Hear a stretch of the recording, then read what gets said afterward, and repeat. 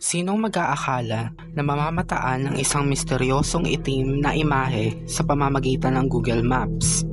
Na-discover ang imahe na ito taong 2021 dahil sa misteryosong kulay itim na tatsulok na matatagpuan sa gitna ng Pacific Ocean. Ito raw ay isang black hole.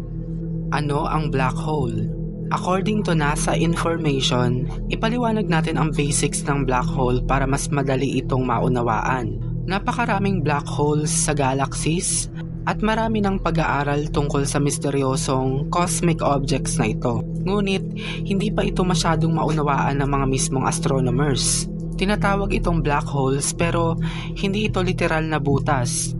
Kahit mukha itong itim na butas na parabang portal kung oobserbahan. Ito ay isang malaking concentrations kung saan nandito lahat ng mga matter na nagsisiksikan sa bawat sulok nito.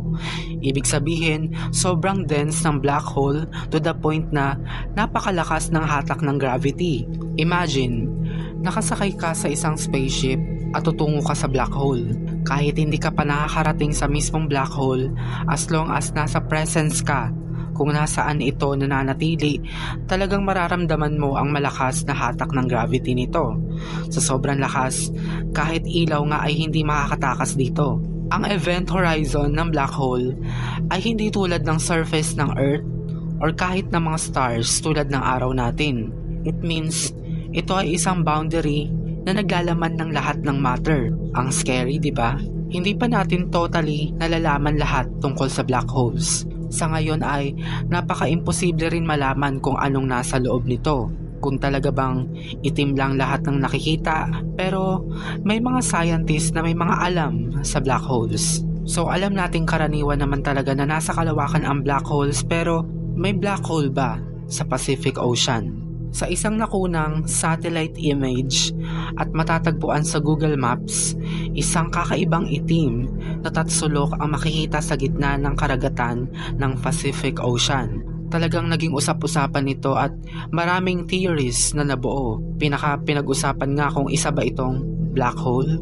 Ngunit, agad itong na-debunk sapagkat ang pinagkamalang black hole sa gitna ng Pacific Ocean ay hindi talaga isang black hole, kundi isang isla na pinalilibutan lamang ng mga makakapal na puno, walang tao na nakatira rito, kaya tinatawag itong uninhabited island. Paano ba kasi nagsimula ang paniniwala na black hole raw ang nasabing isla? Nagsimula ito sa isang nag-viral na Reddit post kung saan makikita nga ang isang screenshot nitong misteryosong kulay itim sa Google Map. Gayunpaman, agad namang kinumpirma na ang itim na bagay sa satellite image ay isang isla na tinatawag na Vostok Island. Vostok Island. Ang Vostok Island ay isa sa mga 33 na lupain ng Republika ng Kiribati sa South Pacific. Ang kulay itim na kulay nitong isla sa Google Maps ay resulta lamang ng makakapal na puno na tinatawag na Pisonia trees na halos buong isla ay mayroon ito. Bakit naging kulay itim sa Google Maps yung virtual image nitong isla? Ayon sa BBC, ito ay dahil sa dark green na kulay ng mga puno. At ang mataas na concentration ng kulay nito ang naging factor kung bakit kulay itim ang isla kapag nasa kalawakan, especially kapag ang perspective ay nasa low Earth orbit. Diyan na nga nagtatapos ang ating video ngayon. Kung napapansin nyo ay masyado akong nag-experiment ng mga content sapagkat it's better to explore, di ba? Kung gusto nyo ng mga ganitong content, just like this video and subscribe. Pakishare na rin sa iba. Thank you so much. I'm Kabatiran and see you on my next one.